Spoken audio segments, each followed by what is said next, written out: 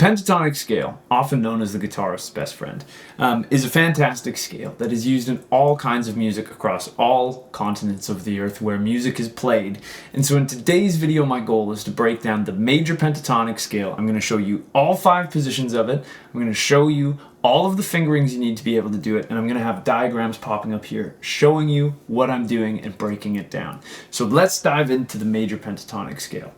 First of all, we'll talk a little bit about what it is. So the pentatonic scale, at least the major pentatonic scale. For today's lesson, we're going to be in the key of G. So we are going to have the notes G, our root, A, which is our second, B, which is our major third, D, which is our fifth, and finally E, which is our sixth. So the 5 notes that make up the pentatonic scale are the root, the second, the major third, the fifth, and the sixth. Now, in our first position here, it's going to look something like this. In all of my diagrams, if you haven't seen my other videos, the lowest root note, meaning the lowest place we can play it on the guitar neck, is going to be hollow. This note is also going to be our starting and ending note. In first position, this makes a lot of sense, but in the next positions, it's going to make even more sense why I'm telling you this now. But so if we were to look at this first position, what I always want to do when I'm looking at or learning a new scale position is look at what I call the range of it. If I look at it, all of my notes are contained basically between the 2nd and the 5th fret, which is great news for me because that is a 4 fret range, 2, 3, 4, 5. And that means that I can use 1 finger per fret and have an easy time kind of working on this. So while we go through this, if it's on the 3rd fret, we're going to play it with our middle finger. If it's on the 5th fret, we're going to play it with our pinky, so on and so forth. So here is me going slowly through the fingering of this first position. So we're going to start out with our middle finger on our 3rd fret. Pinky finger is going to play 5. Pointer finger is going to play the 2nd fret of the A string. Pinky plays the 5th fret. Pointer plays the 2nd fret. Pinky plays the 5th fret. Pointer plays the 2nd fret. Ring finger plays the 4th fret. Middle finger plays the 3rd fret. Pinky finger plays the 5th fret. And then the same fingering for the top string.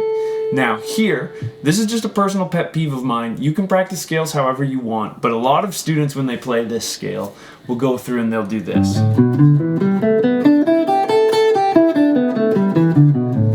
I personally am not a fan of doubling the highest note of the scale because I think it just kind of sucks me out of the beautiful trance that is practicing scales. I like it to sound like it's this waterfall flowing and never ending. So if you feel like doubling the top note, you totally can. There's no rules against it, but I would recommend just playing it once.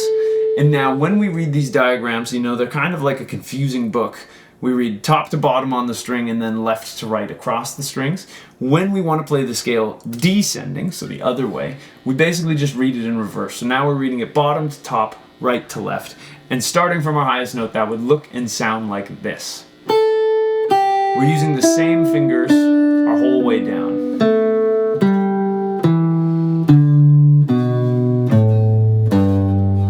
So all together going up that position and down that position, it is going to look and sound like this.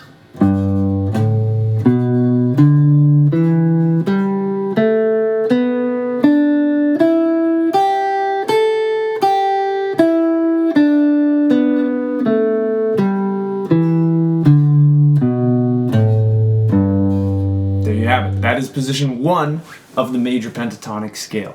One thing that I didn't mention before getting into that is with your picking hand, I strongly recommend getting into the habit of alternate picking strictly, so that is down, up, so every other note is going to be an upstroke.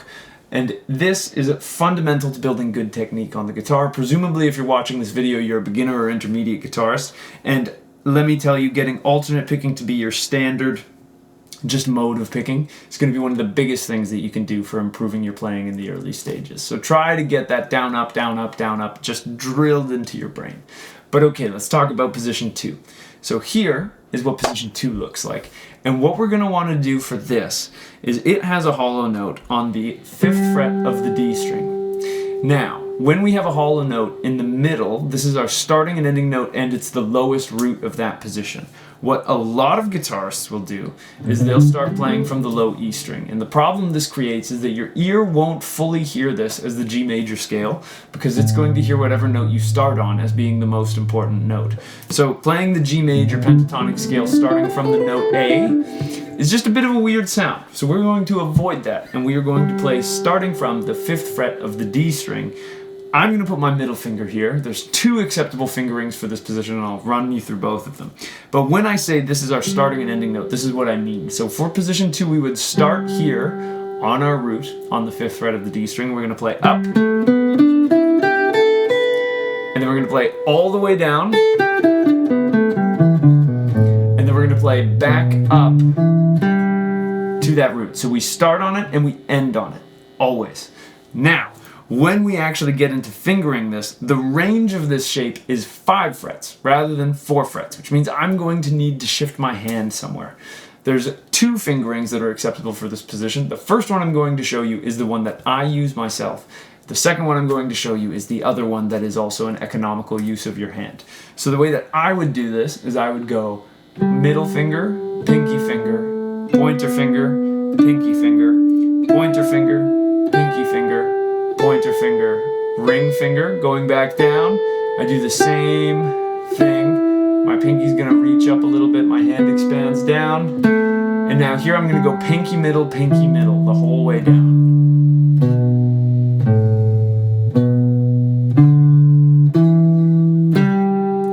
Now the other acceptable way to finger this involves doing a little bit of a reach with your hand, but you would start out with your pointer finger on that 5. Here you're going pointer ring, and then your pointer finger gets to come up. This part's pretty much the same. Here on the G string we go pinky, pointer, pinky, pointer, pinky, pointer, pinky, pointer, pinky, pointer, pinky, pointer. So both of those ways of fingering position 2 are perfectly acceptable, but this is the way that I do it, where I just use my middle finger and pinky. You can do whatever you like. There's no rules. There's no right or wrong on this. It's all the same notes either way. Now, position 3, we get a treat because all of our notes are within a 4 fret range, which means you are starting with your pinky finger on the 10th fret and you don't have to move at all, which is great.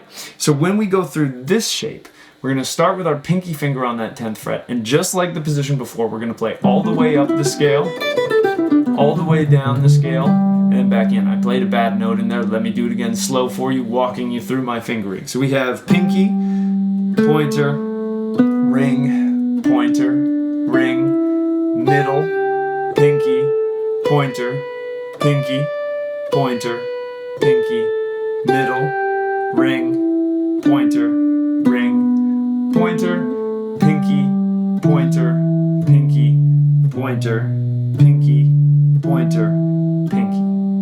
One more time without me talking.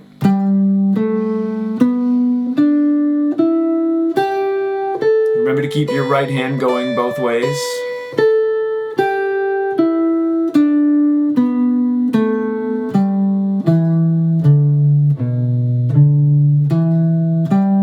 There you go. Now we're on to position 4, which also fortunately features a 4 fret range. We're starting from that same starting and ending note on the 10th fret of the A string, but this time we have our middle finger there, and this shape is going to look like this. So middle, pinky, pointer, pinky, pointer, pinky, middle, pinky, middle, pinky, middle, pinky, middle, pinky, pointer, pinky, pointer, pinky, middle, pinky, middle, pinky, middle. One more time without me talking. I'm going to go a little bit quicker.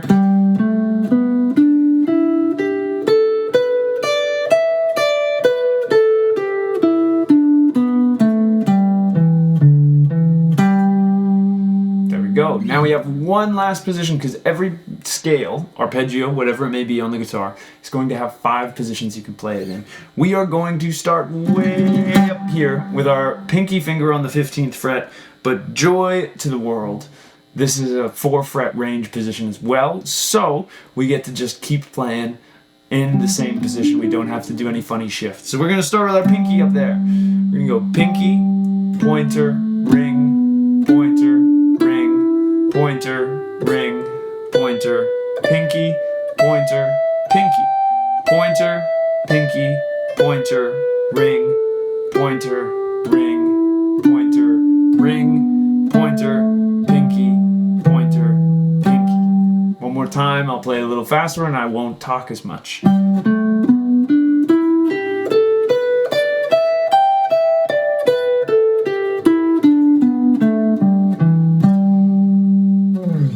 And there you have it. That is the Major Pentatonic Scale in all 5 positions. While you get comfortable with this, the way that I'd recommend working on this is do 2 positions a day. I call it 1 familiar, 1 foreign.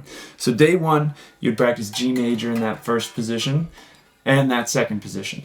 Then day 2, you're going to practice the second position and the third position. Then the next day, you practice the third position and the fourth position. Then the next day, the fourth position and the fifth position.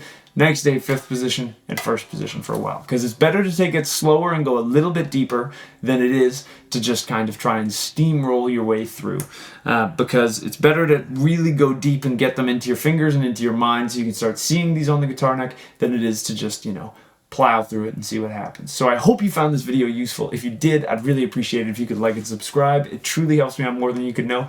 If you'd like to take a guitar lesson with me, there's a link to get in touch with me down in the description. I'd love to work with you on whatever's troubling you on the guitar. If you are looking to support me in the free educational content that I post here, as well as get access to the diagrams that pop up in my videos, you can check out my Patreon down below. All of my patrons get early access to videos as well as behind-the-scenes sneak peeks, stuff that I'm working on. They also get downloads of all of the documents that show up in my videos, and it's just a great little community of guitar lovers, so I'd love to see you over there. Another great way to support me and what I'm up to is to check out my ebooks or my video courses linked down below. All of those are great ways to get more in-depth educational content from me than I can go into in a 10 to 15 minute YouTube video. And last but not least, I have new videos coming out every single week, so I hope I'll see you in the next one. And until I do, I'll wish you a wonderful day, and I hope you have some fun playing the guitar. Thanks.